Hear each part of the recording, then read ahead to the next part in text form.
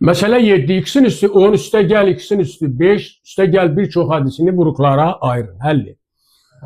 10 dərəcəli belə bir çox hədli verilib.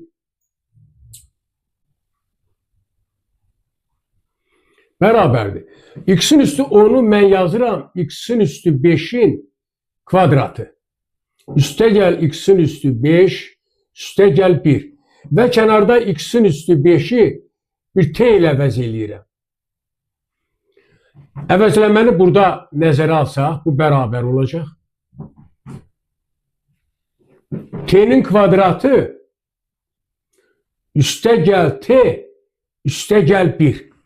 Deməli, mən bu kvadrat şədilini vuruqlara ayırıb, nəticədə t'nin yerinə x-in üstü 5 yaza bilərəm. Bunu da gör necə eləyirəm. Bərabərdir. Bunu yazıram, t kvadrat üstə gəl 2t, üstə gəl 1, 2t yazdım. Ona görə şax t'ni yazıram ki, yenə də ifadə öz qiymətini verir.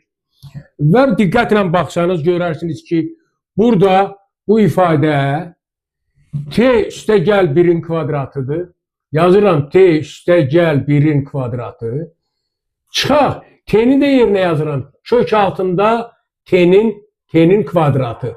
Kök altında t'nin kvadratı. Bərabərdir. Və a kvadrat çıxaq b kvadratı bərabərdir.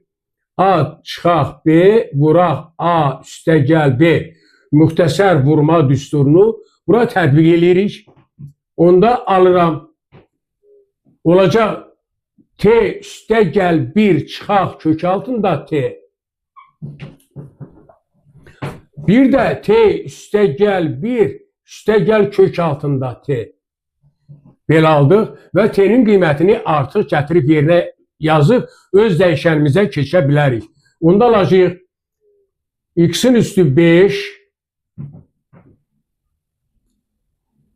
üstə gəl kök altda x-in üstü 5 üstə gəl 1.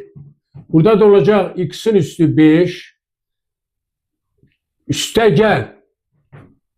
Burada birinci çıxaq. X'in üstə gəl, kök altı x'in üstü 5, üstə gəl 1. Deməli, birində çıxaqla, birində üstə gəllə vuruqlara. Beləliklə, gördüyünüz kimi verilən 10 dərəcəli çox hədili. 2 dənə bu şəkildə çox hədilin hasilinə bərabər oldu. Yəni, bu şəkildə vuruqlarda ayrılır.